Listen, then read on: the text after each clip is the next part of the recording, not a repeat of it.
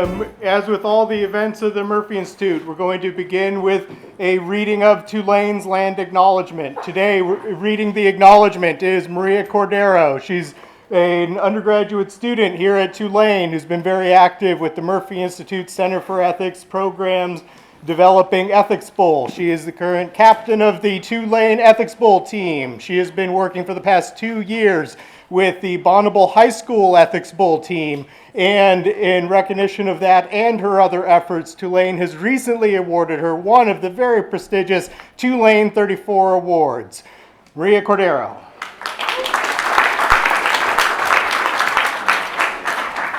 Thank you, Chad, for that wonderful introduction.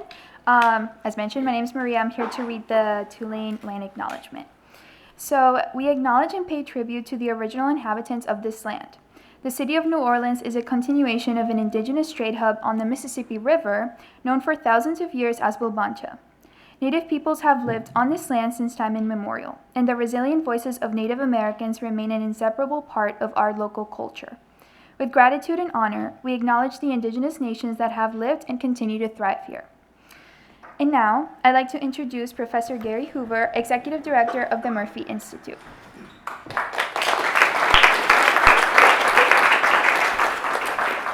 Hey everybody, just so you know, there's a seat open right here for anybody who doesn't think they're going to be able to make it. You can have it. And there's one back there. I don't see everybody rushing for it. This is an amazing turnout, and so I want to thank the students for coming out, even though, as I understand it, a lot of folks are getting some type of extra credit for coming out.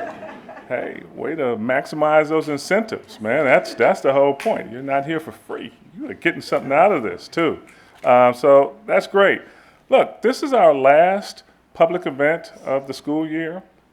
We do a lot of stuff at the Murphy Institute, and I want you to pay attention to what Professor Storr has to say today, but know that coming next school year, we're going to be doing even more across the university.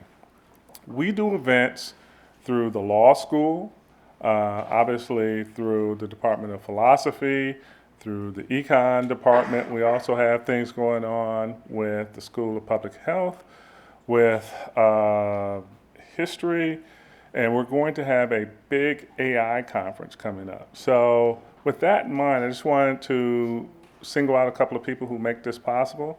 My staff, I cannot find, if you could, there's one. I know I have more than one staff person, so I don't know what happened.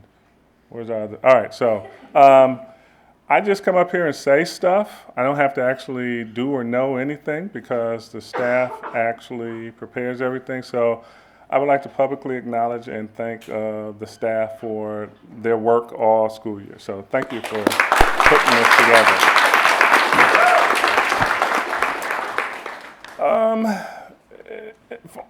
Before I give the introduction for our speaker, I'd also like to acknowledge that we have 3 centers here.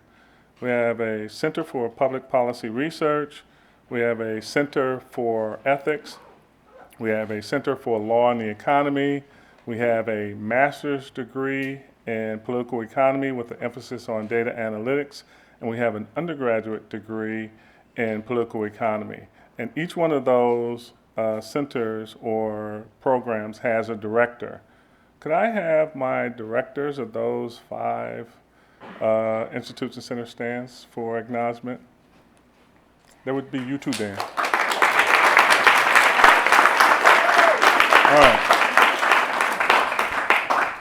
All right, so let's get down to what you came here for. Let's talk a little bit about Professor Storr and his discussion that he's going to present to us today.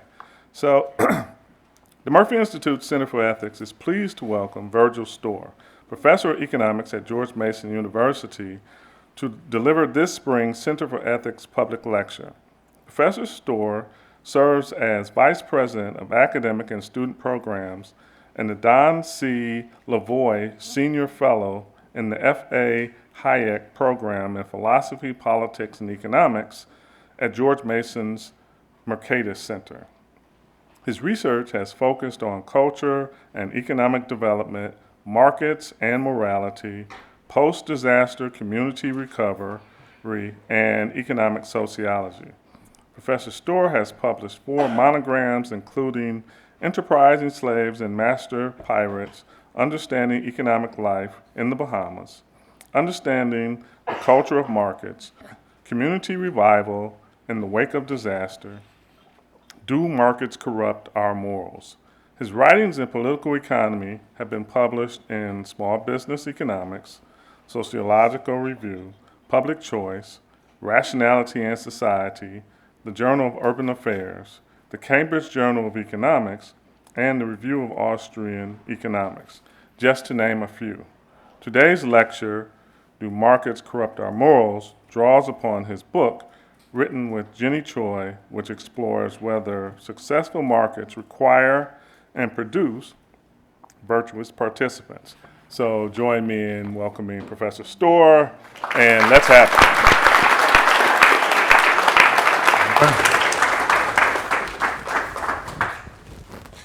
Thank you all, and thank you for the very warm welcome. New Orleans is one of my favorite places. It's a place that I've spent a ton of time, and it's always cool to come back. It's also good to finally get here. That Chad and I have been talking about doing this lecture for maybe 3 years, maybe 3+ years, and so I'm excited to finally get to it. And thank you all for coming. So what I want to do today is I want to ask and then attempt to answer the question: do markets corrupt our morals? Is engaging in market activity, the buying and the selling, likely to make us bad people, likely to make us worse people, or the reverse? I'll spoil the punchline. I don't think they do. I don't think markets corrupt our morals. I'm actually, it turns out, think the opposite. But I used to worry a lot about this. I used to believe that there was something base about market exchanges, that markets brought out the worst in us. But I don't anymore. I no longer believe that markets are morally corrupting. And so what I want to do today is give you a little bit of why, in some sense, I arrived at that view. And so let me give you a roadmap of what the talk is going to, where we're going to go through today, just so you get a sense, you can keep track of where we are. I'm going to begin briefly talking about what is what I call the surprising consensus regarding the moral failings of markets. It turns out that there's a strange kind of debate about the morality of markets that takes place. That the market defenders, the people who love markets, ironically, seem to also think that there's something morally problematic about markets. That certainly the people who are opposed to markets do, right? They will point to the greed and the selfishness, but this debate is somewhat strange because both sides in the debate seem to agree, which is a strange thing. So I'll spend some time talking about that. And then I'll talk about the kind of answer to the question that Jenny and I came up with in our book. And there are 3 sort of principal responses that we give to this question. The first is that people can improve their lives through markets, and that has moral implications. The second is the market is a moral space, and where markets are in fact compatible with living a virtuous life. And the third is that markets are a moral training ground. Markets can actually make us better people. And then if we have time at the end, or certainly in the Q&A, I'll talk about what the implications are, if what we say about this is correct. And so one way to think about the debate, as I said, is that on the one hand, you have the market critics. And the market critics say markets are a kind of moral monster. It's a vampire that sucks the blood of workers. It's a demon that enslaves and controls us. It's a zombie that consumes us. That when you read the critics of markets, you get, in fact, this kind of colorful language being talked about markets. And like the scariest monsters, in every zombie movie you see it, in every vampire movie you see it, like the scariest monsters, markets, they say, transform us. That we go from good to evil. We enter the market as saints and we come out sinners. We enter the market as good people and we come out greedy and selfish. And so you might not be surprised that the critics of markets think that, right? It's a sort of sensible, maybe it's expected thing for the critics of markets to think. But it turns out that the market defenders at least seem to agree, or at least don't really have a response to that. And so when you read the defenders of markets, that they offer two kinds of responses generally. The first kind of response is that markets are just tools. That like a pen or a knife or a computer, markets are just amoral instruments. You can, in the same way you can use a pen to write a love letter, or you can use a pen to write hate mail, that markets are just these tools. There's no moral character to them at all. That, yes, bad things are happening in markets, they may say, but don't blame markets, right? Don't blame the process of buying and selling. Don't blame this amoral instrument. That guns don't kill people, people kill people, right? There's this sort of defense of markets that is being offered here. But notice that what this does is this actually sidesteps the complaint. That it doesn't really address it, it sort of redirects it. It says focus on something else, don't focus on the market. And so the second kind of response that the market defenders will make is that they'll sort of concede the point. They'll say, yeah, you're absolutely right that markets destroy our souls. But look at these wonderful tools that we have. Look at these iPads, and look at these cars, and look at these sort of cool toys that we now have as a result, right? That, yes, we've lost our souls, but we've gained the world. This kind of response will have, right? That markets turn private vice, in the words of Mandeville, into public virtue. But notice that this isn't a defense either, right? If the charge is that markets destroy our souls, a defense that says, yes, it does, isn't much of a defense. It isn't a way to respond to that in any way. And so it's actually an admission. And so there's this consensus, that's a weird consensus, that markets are morally corrupting, that markets are morally problematic, and that this is even true amongst the defenders. Both the prosecution and the defense agree that the person on trial is guilty. It's a strange sort of defense to happen.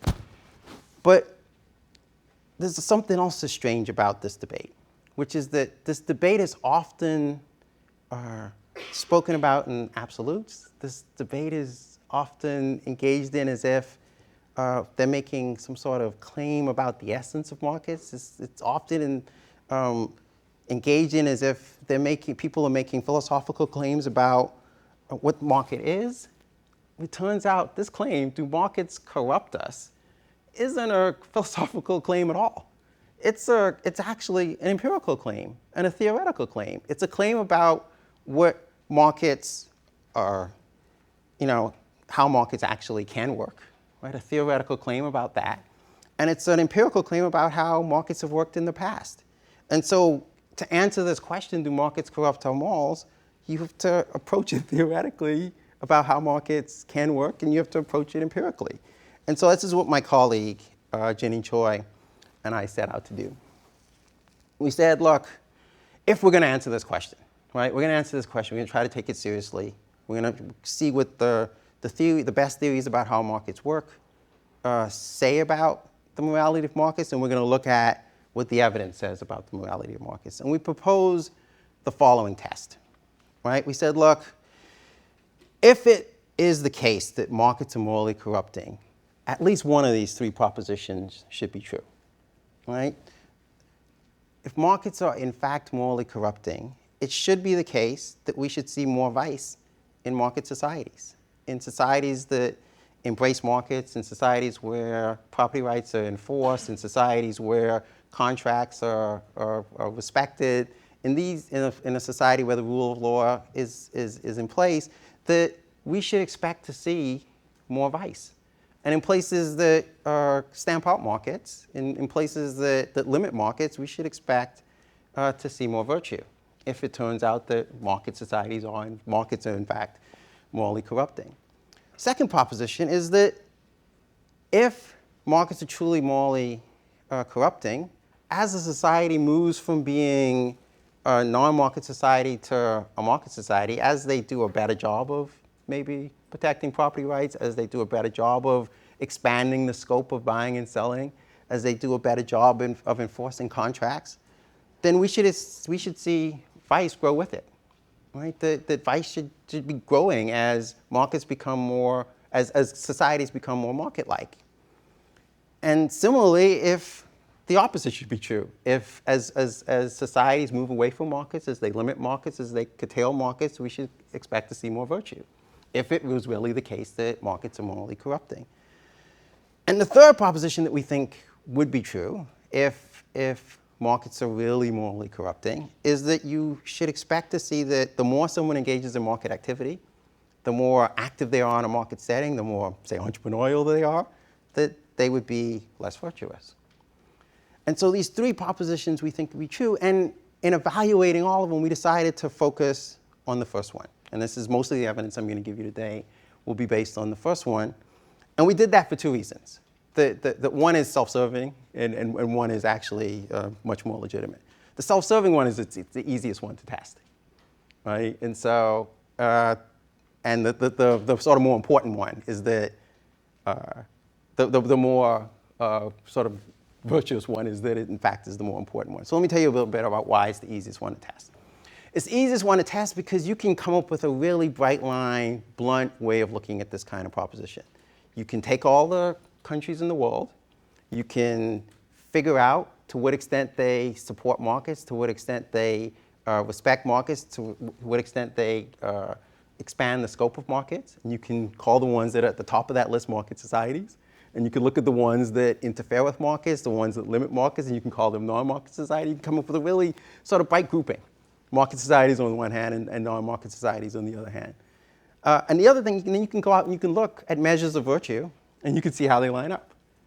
Right? And you can just see, look, do the market societies on average do better on these measures of virtue than the non-market societies? Right? It'd be a really clean test of proposition one.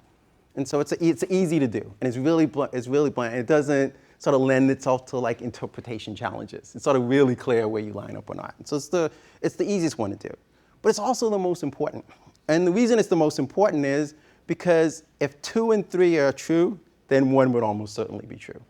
If it's the case that the more an individual engages in market activity, the more vicious they become, the less virtuous they become, you'd expect to see that bubble up in the aggregate. You'd expect then for the societies that give more people more opportunities to engage in market societies to then be more vicious, and the ones that limit it to be more virtuous. And similarly, if societies are transitioning and the more they become market-like, the more viciousness shows up in those societies, you'd expect to see that again in the blunt force thing. And so we looked at the first one, when we do that, it turns out that the evidence suggests the reverse, that those propositions just don't hold. Certainly the first proposition doesn't hold. Markets are not morally corrupting, at least according to the evidence.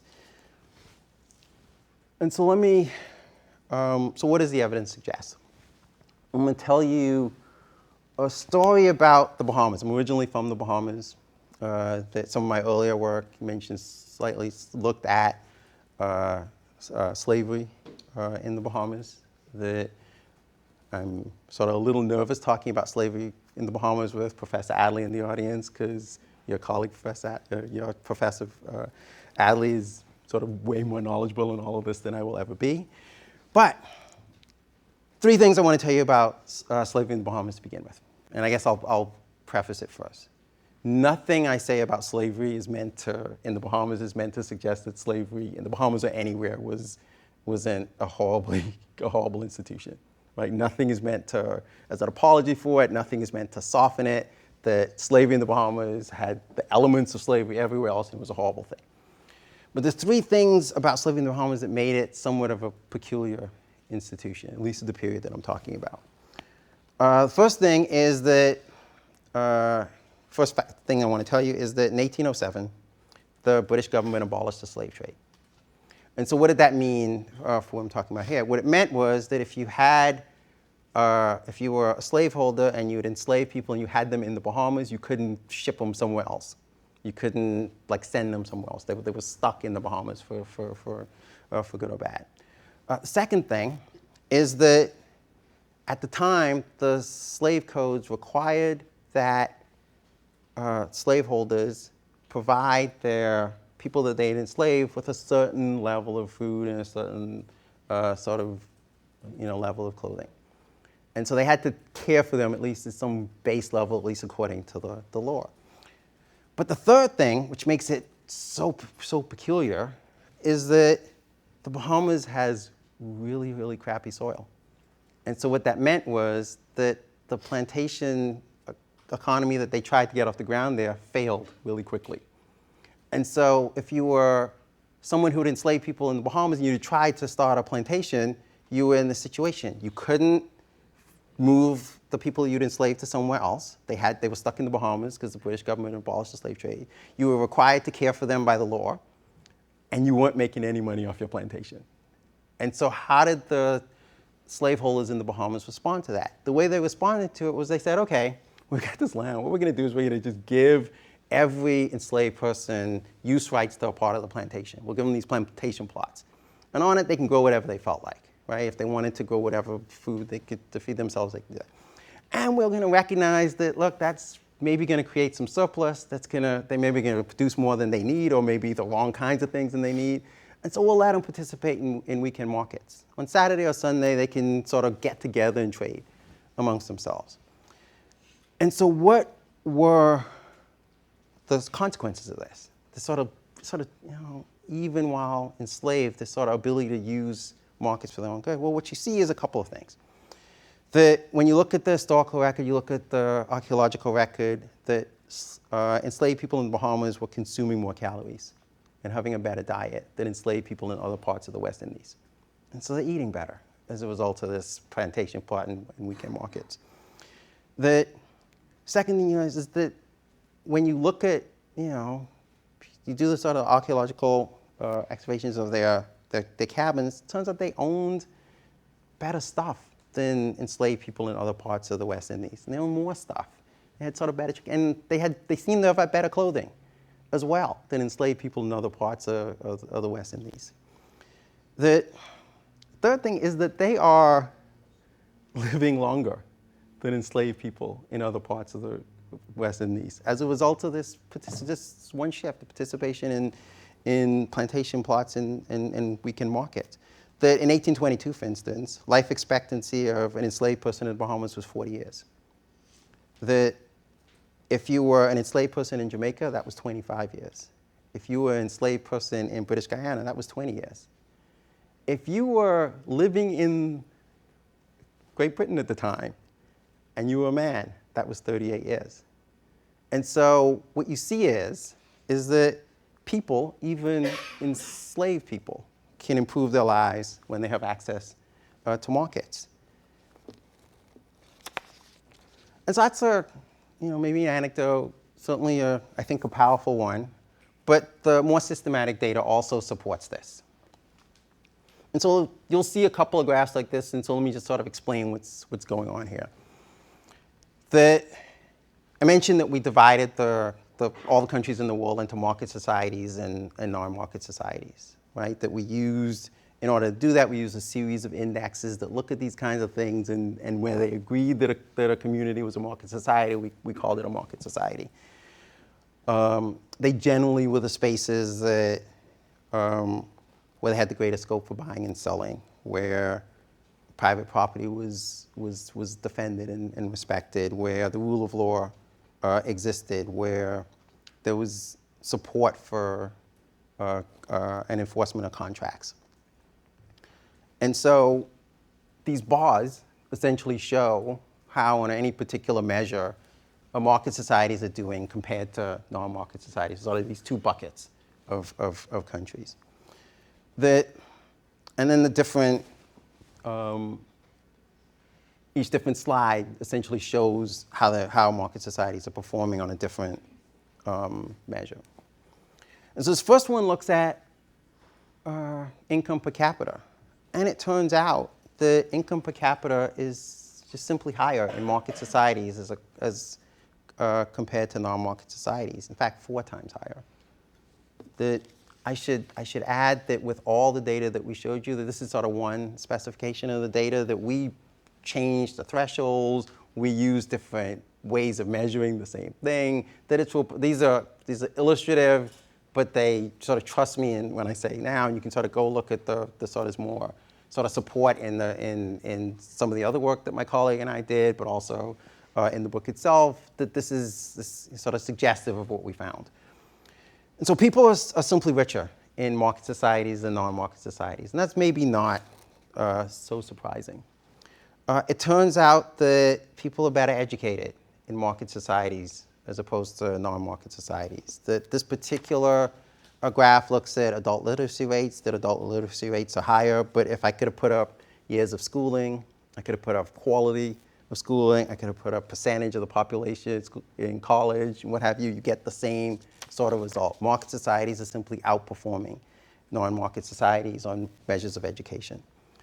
The more people in market societies have access to clean drinking water. It turns out that people in market societies have better sanitation sort of overall. The people in market societies live longer, and by quite a bit, than people in non-market societies. But it's not just living, right? It's actually all measures of health. You have market societies outperforming non-market societies. And so I could have put up infant and maternal mortality rates. In a market society, more children survive birth, more mothers survive childbirth.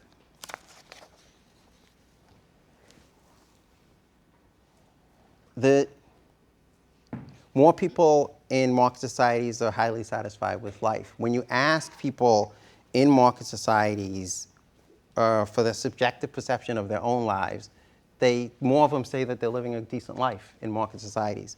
It turns out this could have measured any sort of subjective perception of life quality. If you put like measures of happiness, you get the same sort of result. People in market societies report preferring their lives than people in non-market societies.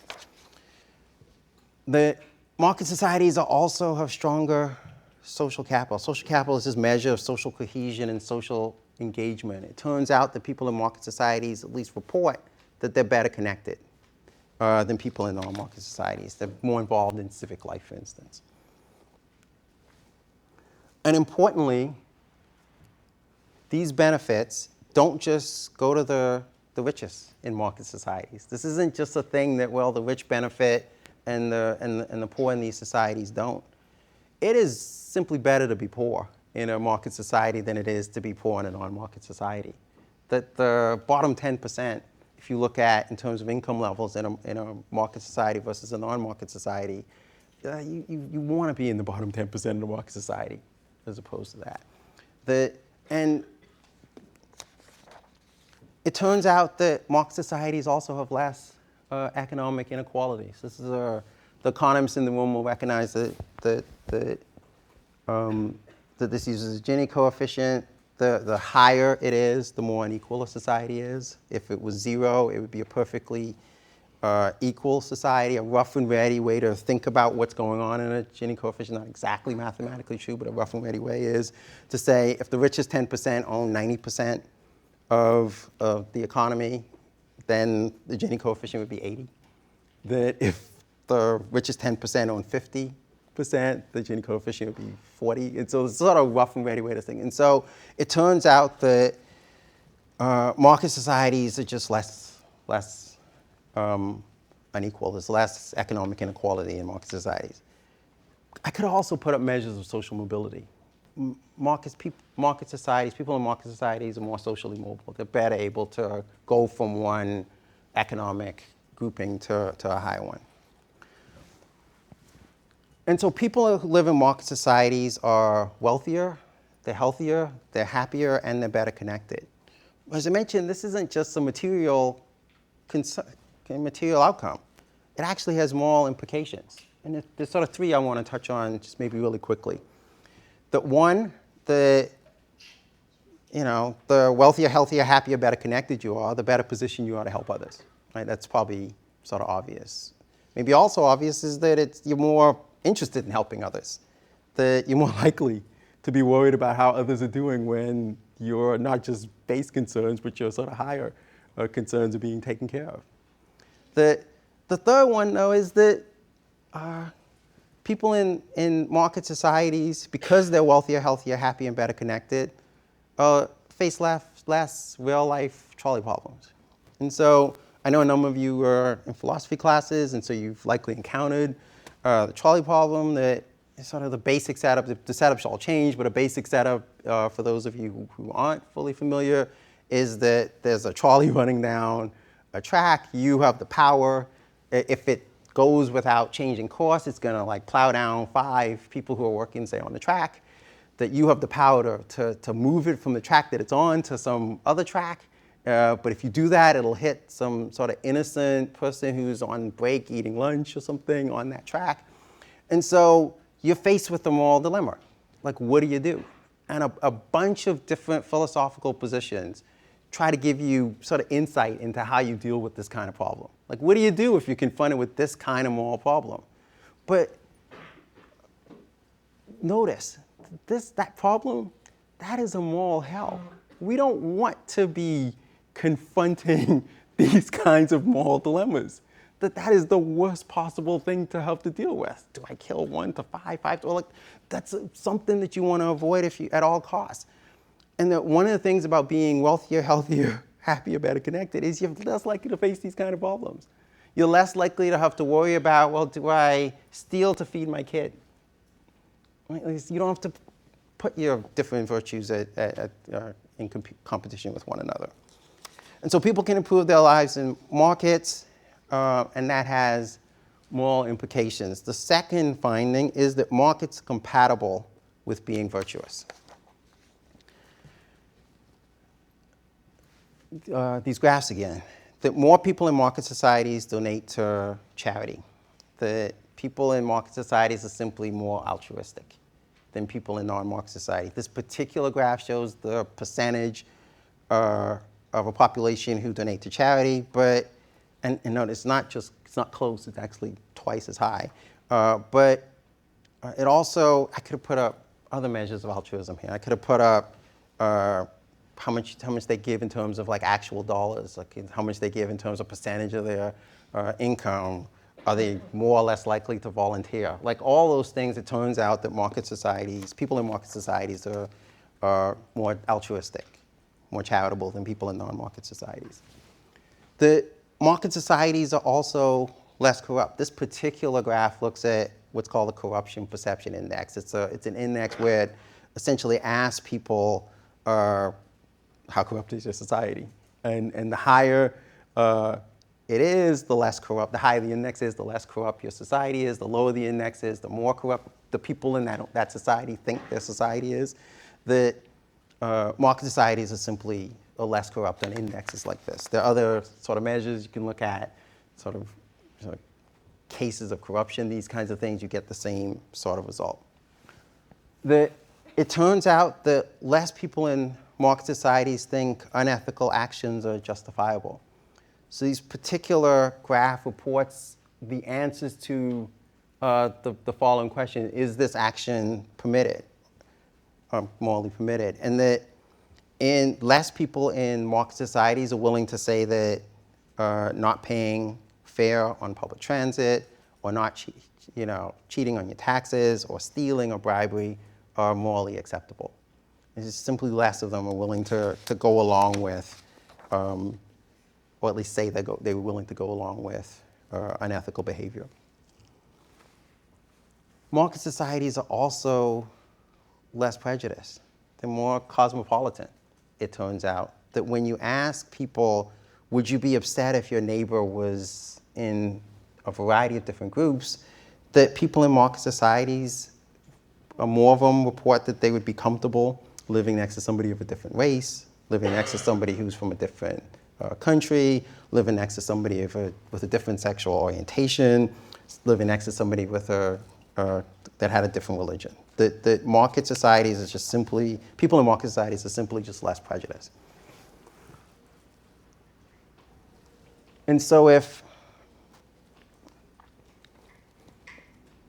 market societies, markets are compatible with virtues. The people in market societies are more altruistic, less likely to be materialistic and corrupt, more likely to be cosmopolitan, trusting, and trustworthy.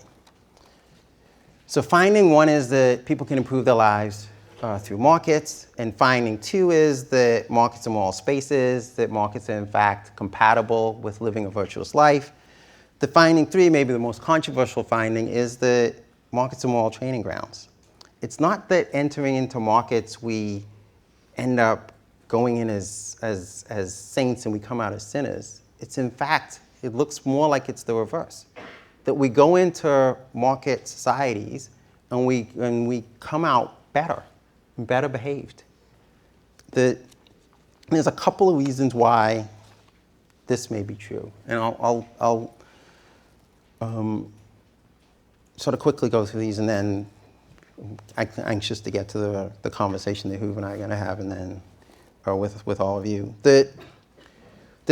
One reason that markets might be moral training grounds is that markets are spaces where we discover whether the people with whom we're interacting with are good or bad people. So every single transaction in a market, every single time you go to buy something, every single time you go to sell something, there's an opportunity for the person on the other end to cheat. That every time you go to buy something, there's an opportunity for to not pass a fake check off and get the thing that way. Use a credit card that's not really your own and get it that way. That's happening in every single transaction. There's that opportunity. That on the other side, if you're a seller, in every single transaction, there's an opportunity for you to lie about the thing that you're selling. Like not really tell the truth about the qualities of this particular good or the dangers of this particular good. That is, or not really deliver the service that you've been paid to deliver. Like that is true in every single transaction. And every time that happens, you learn something about the person. You learn that person's a cheat. That person's somebody I don't want to do business with. But every time it doesn't happen, you learn something as well. That person's actually maybe an honorable person. That person's maybe trustworthy. So markets give us this opportunity to sort of figure out who the people are that we're dealing with, and give us a mechanism for getting rid of the people who are bad people and rewarding other people who are good.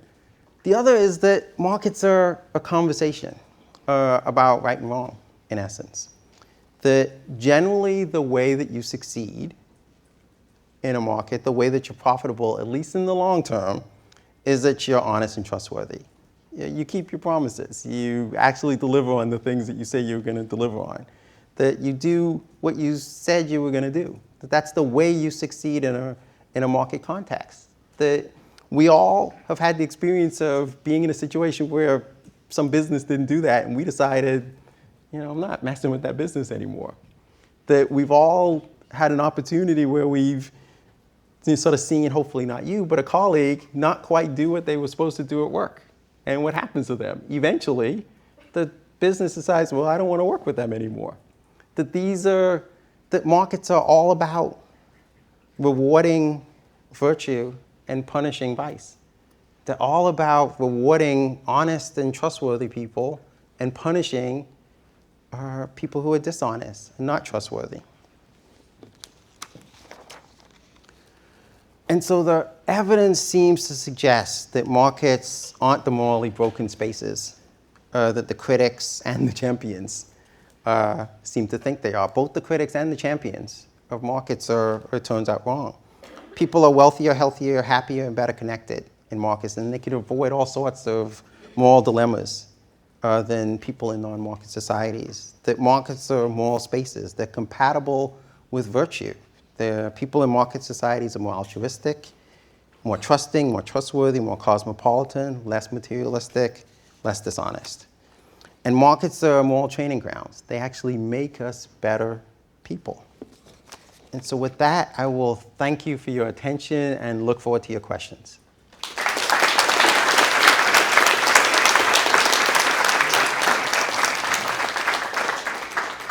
Thanks, sir. So here's what we're going to do. I am going to be selfish. and spend some time asking questions of Dr. Storr, myself, and engaging him a little bit, prime up some folks, and then I will let you folks have at him also. I know that some of the students have to cut out, so Dr. Storr has already been made aware of that. So as he sees people heading toward the exit, he's going to know what happened. First question, let me just get right into it with you here. What if markets don't corrupt or not corrupt? What if markets are nothing more than a lens that shows your already inherent goodness or badness, right? You went into the market already corrupt, or you weren't corrupt when you went in, and all the market is a magnifier of your own behavior. First question. Yeah, so I think that's, okay, so there are two problems with that answer, right? The first problem with that answer is that kind of answer isn't, at least in my view, a serious response to the critics of markets who say that markets destroy our souls, right? That it feels like a dodge. It feels like an attempt to evade. It feels like sort of an attempt to escape that kind of question. The second thing that's, I think, problematic about that answer is that it would be surprising if a thing that we spent so much time engaged in didn't have any sort of impact on who we are, right? That it's sort of just that we're as human beings, it's sort of just not the way we work, right? That if you know, the monk that spends all his time in prayer we would hope be transformed by that experience. The business person that spends all his time buying and selling, that's doing something to who we are. But the third thing is that even if that's true, it still leaves open the question that do markets systematically select for or select out people who are good or bad, right? And so some of the times when people make this question about, oh, markets are morally problematic, what they're really saying isn't, you know, they might have some notion about, well, transformation is happening, but what they often have in mind is that no, markets actually just select in all the bad people, right? That the people at the top are the people who succeed in markets are the people who are sort of morally, you know, tinged in some way, and so this sort of question about, well, markets being not impacting us still leaves open the question of, are markets neutral in that sort of way? And so the reason why we think it sort of deserves an answer is that well, that's still a thing that has to be either confirmed or denied. And when we looked at the evidence, we saw the differences, right? And so it doesn't look like markets are morally neutral when you look at the evidence. It looks like markets are in fact doing all sorts of things to our morals, but in good ways. Okay, well, but let's take that further and say, if the markets are having an impact, markets regulate, right? There are certain behaviors that's why you enter into the market environment to get information. And therefore, if markets regulate, then they aren't neutral to allow people to see exactly where their moral compass is, because it seems that what you have here is a scale, and the market itself has its finger on the scale. Can you respond? No, so I think that's exactly right. I do think the market has its finger on the scale, but I think it's not where people think its finger is, right? I think people think they watch movies like Wall Street, and they see Gordon Gekko say greed is good, and they think that, oh, that must mean that wealth is somehow connected to being morally bankrupt in a certain way, right? Or they watch The Wolf of Wall Street and they see, you know, the sort of all kind of moral depravity, and then they see that person also wealthy, and they say, oh, wealth must be connected to that kind of, sort of really problematic moral behavior. And when you look at the evidence, though, it suggests the exact opposite. No. The finger is on the scale, as you say, but it's on the scale of, it's actually, those kinds of people get weeded out. it's really hard to stay in business for a long time if you're not an honest person. It's just sort of really difficult to do. That you're not going to succeed, maybe in the short run, right? Like you can cheat people in the short run. I'm not saying that doesn't happen, but in the long run, you're going to get caught, you're going to get weeded out, people are going to stop coming to your business. That if you if you're buying stuff and you don't pay your bills, you can run up the credit card for a little bit and not have to pay it. You can certainly do that in the short run. But in the long run, you're going to find it hard to have a go in society. And so the finger is on the scale, but it's on the scale of trusting. It's on the scale of honesty. It's on the scale of trustworthiness. It's on the scale of good versus bad. And you have definites about good versus bad, right? You have defined that not cheating or certain behaviors are good. You have definites. And I thought that was something that folks tended to, because people had their own sets of, their own compasses, right?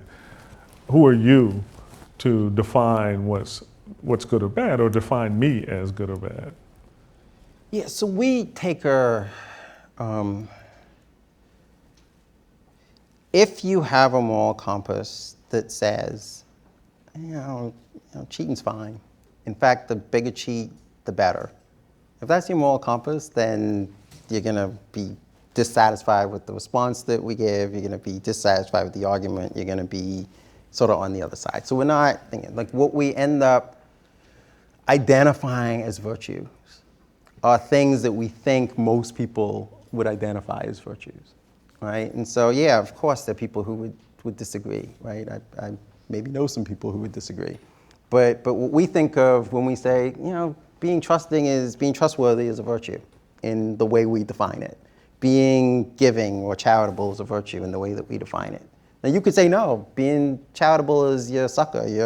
You're not like helpful. Like if you think that, then to flip the results or whatever, right? But that's not, we sort of feel comfortable sort of with the way that we define virtue, because we think that most people that we encounter, most people in this room would agree. If it turns out, then you might not agree that the results. You might not think that we did the work or whatever, right? And so I'm not saying that, but I think most people would agree if the more charitable person is the more virtuous person, or the more trustworthy person is the more virtuous person, or the less prejudiced person is the more trustworthy. I think most people would agree with that, and so that's why we ended up with that sort of definition. Sure. Let me step back a little bit, especially for the students who are in my class.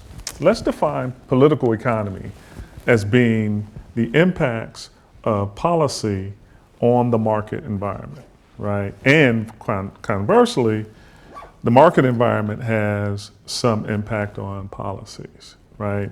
And if that's the case, isn't it then that the true barometer or measure of morality then is not actually the market itself, because the market environment is influenced, that's what we as political economists are going to say, is influenced by the policy and the policy sets in the first place. So shouldn't we actually be looking at the impacts of policy on morality as opposed to where markets and morals hit?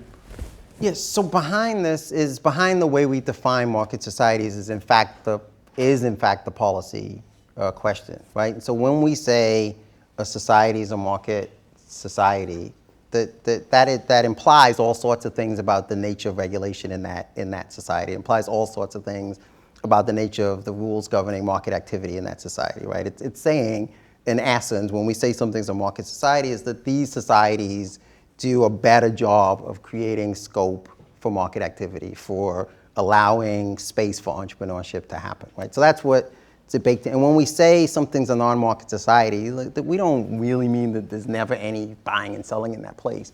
What we mean is that the rules of the game, the policy, has constrained and curtailed market activity such that it ends up at the bottom of the list. And so policy is all over it, in the sense that it's policy that helps us determine whether something's going to be a market society or not. Last question before I open it up to some audience questions. I'm assuming here when you're saying market, and maybe I'm wrong in this assumption, there are, industrial organization would tell us that there are different types of markets, right? There are oligopolies, there are monopolistic, they're still markets. They're not necessarily free and competitive, right? But they are markets. What do you mean when you're defining, it seems like you have a rather particular definition of what you're saying when you're defining a market, because an authoritarian regime where there is a controlled economy, right, is a market. It's just not a freely exchanging of information and goods and services market. Yeah, not on our definition, right? And so maybe it's helpful to spend a little bit of time talking about like how we, sort of came up with the grouping, right? So there are at least a couple of indexes that rank economic freedom, right? And that what they do is they look at every country for which there's data, essentially, and they make a judgment about whether or not that country is economically free or not, right? And there's a whole host of things in those indexes, including, whether contracts are enforced or not, the size and scope of government, like all sorts of things that are in there, the degree of regulation, what have you, tariff policy, which is a hot thing. That those are, all that's like sort of baked into what would make you more economically free. That and what have you. And so there's a series of indexes that look at that. There's a series of indexes that look at things like the rules around doing business. How hard is it to open a business? How hard is it to get capital? How hard it is to engage in entrepreneurship? That how much regulations, how much red tape you have to overcome, right? And those indexes do that. They rank sort of all the countries in the world. And then what we did was we said, okay, where they all agree that a country's to the top of the list, it's most economically free, most likely to support entrepreneurship, sort of most robust regime around property rights or what have you. Free we said exchange those of are currency, free exchange, stuff like like that that. stuff. We said those are market societies. And the societies that do badly on that list, we said we're non-market societies. And so an authoritarian regime that has some market activity like China isn't a market society on our definition. It's a non-market society because it has a huge host of regulation that make it not be at the top of those indexes. And a country like, the UK is a market society on this index because it for whatever you would say about the policies there, it allows for a great scope for market activity. And so that's the way we define it. And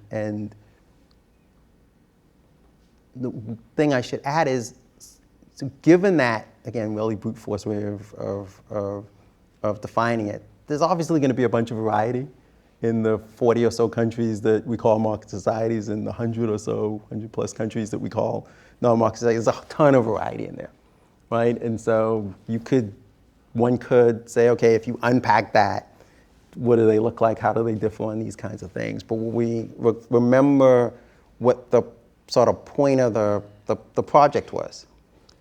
There's this strange debate, and everybody says that markets are morally corrupting, and they're all asking the question in a weird way, because none of them are actually looking at what markets actually do. Can we open the door to that kind of question and ask that, and see empirically, how is it that markets, in fact, behave when it comes to morality? And when we do that, it seems like the markets outperform the non-market societies on measures of morality. And so that gives us reason to believe that maybe markets aren't the morally corrupting spaces that people imagine that they are. Maybe markets actually have a positive impact on our morality. All right, let's do this. You stay seated. Okay. We're going to have a roving mic that's going to go around, and then I am going to pick somebody to ask questions. I always start with students. So if you're not a student, put your hand down, Dr. Davis, because I know you're not a student. Young man somebody's going to come to you with the blue T-shirt in the back right there. I want you to stand up so she'll know who to go to. There you go. Okay, hey. My question is, what do you think the source of the common intuition that markets corrupt our morals is, if it's true that they don't? In the sense that, what does this feeling alone tell us? And it often does feel like that the bad companies continue to win and that we have no real power to select them out, especially because all successful companies seem to have to be bad companies, or else they'll be outperformed by the ones who are more willing to exploit. Yeah, so I think I think part of it is that there's a kind of greater salience to the bad stuff that happens to us than it is the good stuff, right? And so imagine a day where you go through the whole day and you sort of get up in the morning, you go buy some coffee, that you actually have a nice chat with the barista, that you get the coffee that you asked for, that it all went sort of completely as you would expect it. And then you had to take your car in and get fixed, and you had a conversation with the mechanic, and the mechanic said, no, you actually don't need that. You actually just need this. I'm just going to do exactly what you need or whatever, and it's a positive experience. And then you sort of go to buy some clothes from a store, and you do that, and that's positive too. You get exactly what you pay for, and you sort of look good in it too. So you feel like really good about that experience. And then you go out, for dinner that evening, and the food that you ordered sucks, and the people won't take it back, and you're having this sort of fight with the waiter, and they're not being kind at all, and then you call the manager, and the manager isn't really being helpful. Tomorrow when someone says, how was your day, what do you talk about? Well, you talk about the crappy experience you had at the restaurant where the people didn't, you don't say, look, well, in the morning, I had a great experience with that one market transaction, and then I had another market transaction where the guy I know nothing about cars, and that guy could have stolen hundreds of dollars from me, but he just, sort of helped me out. He told me I didn't need the thing. And, I had this other great experience buying clothes that I look really great in. You don't talk about any of that. What you talk about is, well, a restaurant person screwed me and they suck and blah, blah, blah. And so I think the reason why we end up feeling, or why this commonality happens, is that the thing that sort of resonates the most are the bad things that we remember. Sort of if you're around and sort of paying attention to these things in the 2000s, you remember Enron, and you remember that there was this company that was the 8th largest company in the United States, and it turned out it was entirely a fraud. And that it sort of completely was, made up what the profit and loss statements were. And so you remember that. But what you don't remember is there are thousands of other companies that are existing at the same time that weren't frauds at all, that were going about business like how did you go about business, that were actually delivering the things that they promised, and the workers pretty much liked them and all these kinds of stuff. And so I think the reason is that the thing that we remember as human beings is sort of like the bad experience that happens to us, and it sort of causes us not to focus on the sort of myriad of experiences that are in fact maybe positive, that would speak to a different kind of conclusion. You had your hand up. Yeah, I'm looking at you. You can stand up. She's gonna hold that mic. She's not gonna let it go. Yeah. So. Thank you. So this might take a second, so please bear with me. So especially in chapter 4, I see that the kind of conclusion. You're about to get it now. Yeah.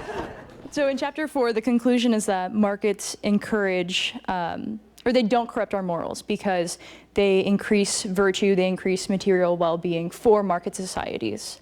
And one question, or one thing that we brought up in Chad's class when we read this is that, well, we were talking about the blood diamond trade.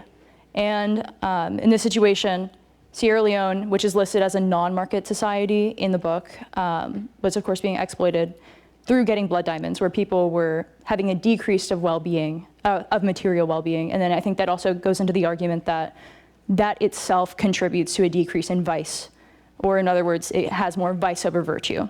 So on the other side, market societies probably saw an increase in material well-being, which goes into the argument of the flip side where vice was less encouraged over virtue. So my question is, if you were to continue to, I guess, write another part 2 of this book, how would you gauge how market society behavior impacts non-market society behavior? Because market societies generally increased or generated the demand for blood diamonds. Yeah, no, thank you for that. Yeah, it is, it sort of always puts you at a disadvantage when people have actually read the book, because now you're like, okay. That sort of first pass answer you can't give. You have to actually give like a deep answer. I guess I would say 3 things. The one, you're right to point out an inherent sort of messiness in the or complication in the what I sort of call the simple sort of blunt force thing, right? Which is that when you have market societies interacting with non-market societies, it's sort of unclear how any of these things would hold, like it's sort of unclear how it would play out, right? And so that's the first sort of like admission, just off the top, that you're right to point out to a challenge and what have you. I would say though 2 other things. One, the second thing I would say is that the existence of something like a blood diamond trade is a thing that is only possible because of the non-market society, right? That is not a thing, it just sort of doesn't get off the ground in a market society, because in a market society, those, the sort of property rights over who owns the diamond mine would be much more clear. The rights of the workers would be much more clear. The ability of the business to exploit the workers would be much more curtailed. The options of the workers to seek other employment would be sort of much higher.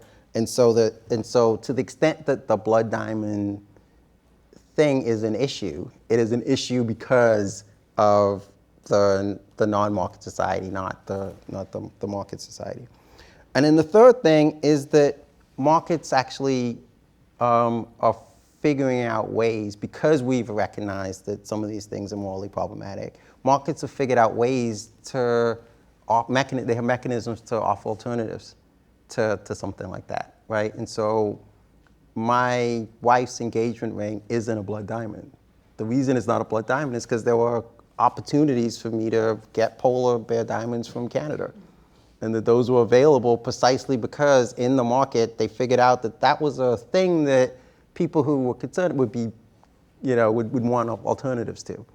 And as a result of that, alternatives developed, right? And so I think those are the 3 things that I guess I would say in response. I'm not sure any of those satisfy, but that's sort of how I would begin to answer it.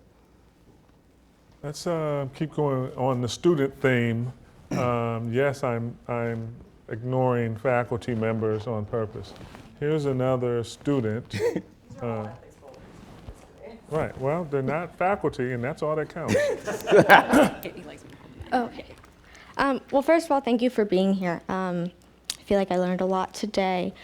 Kind of building off of Autumn's question, I believe you began with one of the defenders of markets' typical responses are, sure, we're evil, but we have stuff.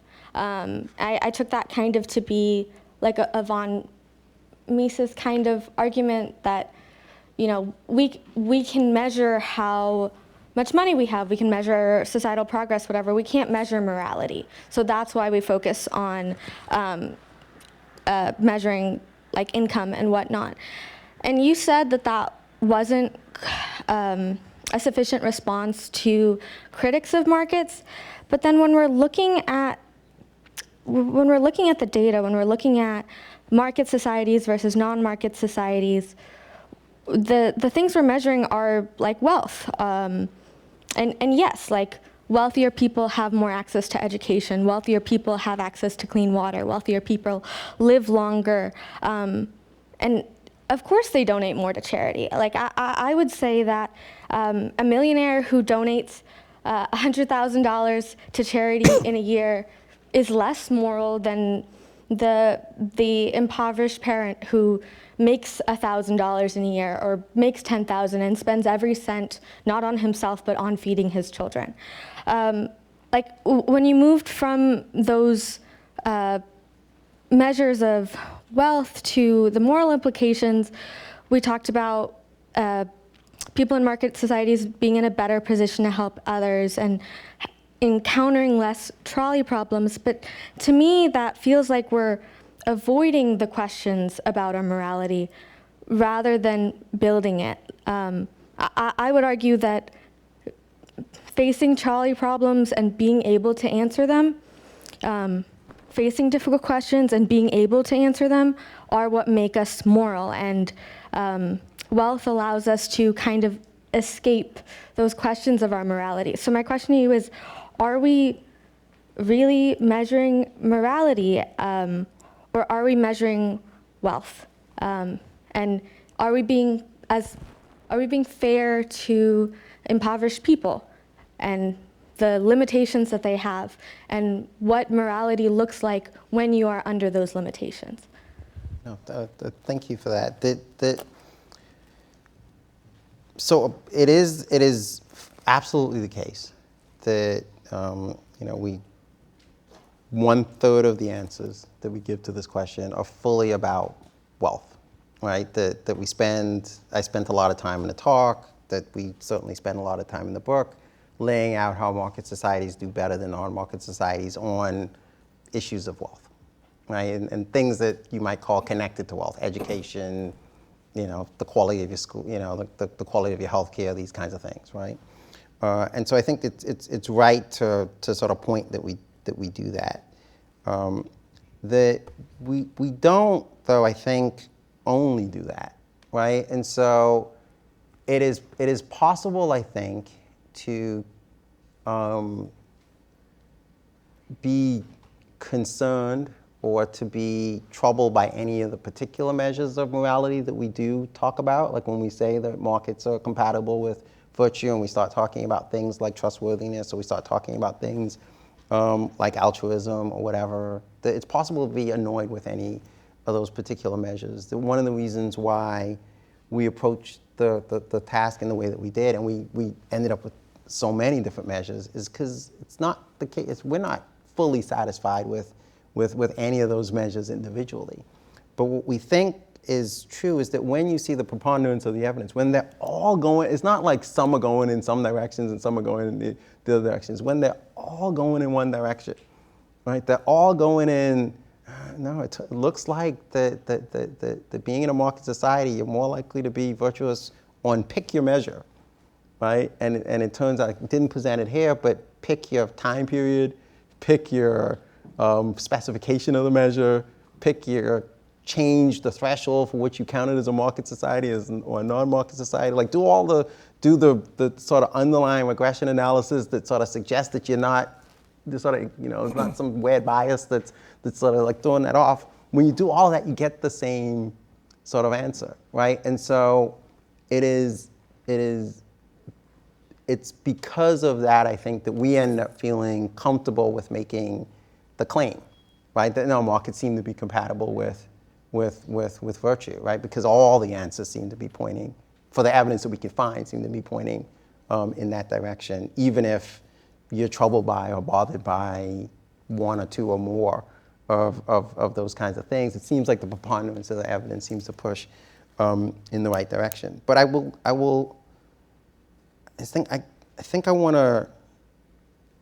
think it's important for me to say this, though, which is that we don't view ourselves as settling this debate, right? That our hope isn't that this is the last thing that's written on the subject and people sort of go off and now do like other stuff, right? Like this is the way, the hope is that precisely the kinds of concerns that you're raising, that people pick up and say, oh, okay, this seems to have a particular measure of altruism that doesn't fully capture what it means to be altruistic for a human being, and that maybe we could push this or advance this or complicate this in some way. And so our hope is, in fact, not that the debate ends.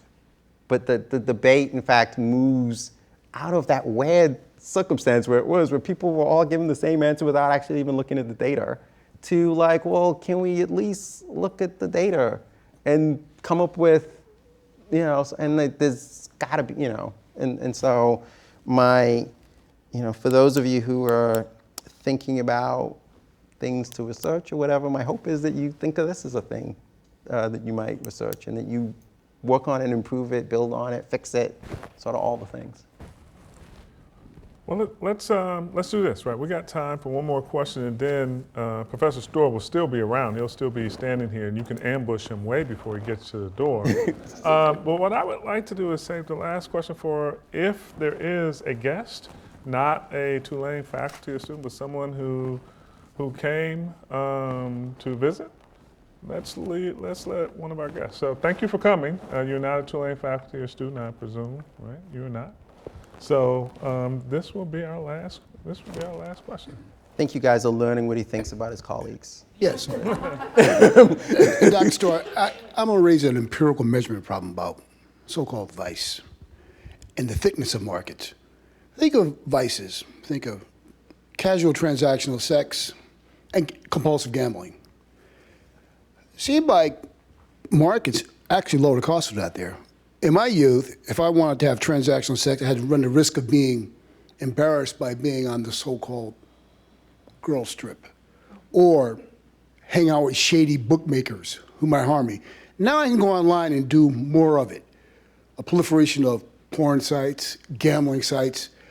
If, for example, if I want to engage in notional violence, say I'm a Klansman, I enjoy killing gangbanger blacks. I can go on the latest iteration of Grand Theft Auto and simulate mowing down black gangbangers with a Klan hood on. My kids actually do this, but I was shocked at how Grand Theft Auto allows you to engage in notional violence. And by the other way, too, if you're a black supremacist, you can go down and mow down white gangbangers, but it's cathartic. So I suggest that maybe we're measuring the decline of vice wrong. Maybe markets create opportunities for lowering the cost of vice, transactional sex, compulsive gambling, notional violence against groups we hate. That's all. Yeah. Yeah, and so it is certainly the case that markets make all kinds of things cheaper, right? Including some stuff that we might decide as societies are bad things. That nothing in what we argue, nothing what I argue today suggests that everything should be for sale, right? That it's not a just sell everything, whatever you feel like selling in a society, just sell it all or whatever like that. That we think that's less vice. Does it make us less more virtuous? We have online opportunities for vice on my phone. I can do vice behind closed doors now. What I'm confident in saying is that markets make us more altruistic, less materialistic, more trustworthy, more trusting, more charitable, right? Like that's more cosmopolitan. That's what I'm comfortable saying because that's what I have evidence for. That if you say, does it make us more or less likely to be drug users, illicit drug users? That's a thing that I could guess maybe, but I don't, or compulsive gambling, whatever those things I guess. But we can transactional sex. All the things, yeah, right. And so my answer to that is simply that is a sort of extra market kind of question. Do we allow, as a society, people to engage in ritualist, these kinds of virtual killings or not? Is a question that we as a society can decide whether or not we want to allow, right? And that if you allow it, that's one decision. If you don't allow it, that's another. But the implication of what we argue is simply the following, and this sort of comes up in the tariff conversation as well that's going on now. To the extent that we restrict market activity, including market activity around some of these things, that if what we're saying is right about the relationship between markets and these measures, you're going to get a loss in some of these things too, right? And so that's the implication, right? That you might, yes, you might get more of this sort of what you're wanting to call bad behavior. But what you also will get is, if you try to restrict it, you'll get less of some of these things that I'm calling sort of good behavior, right? Like that, I think, is the way to think about the implication, to sort of make it something contemporary. And then I'll end on this note, that there's something of a consensus among economists that tariffs are bad, that they make us poorer, right? Like that, I think, is a non-controversial statement amongst economists. But if what we're saying is correct, they don't just make us poorer. They actually harm us socially and they harm us morally as well, because they restrict markets, and in restricting markets, they damper the potential of markets to do these sort of this positive moral enhancing stuff. And so when we think about curtailing markets, one of the things that we have to be careful about is that, you know, there might be some material trade-off that we might be comfortable making, but if we're correct, then this raises the stakes, because it's not just this material trade-off that we maybe are okay making. We can be a little bit poorer if we stick it to China or something like that, but it also means that we're, you know, potentially making ourselves morally worse off. And so I guess with that, I will shut up. And what I want to do is thank Dr. Storr for this talk. This was fantastic.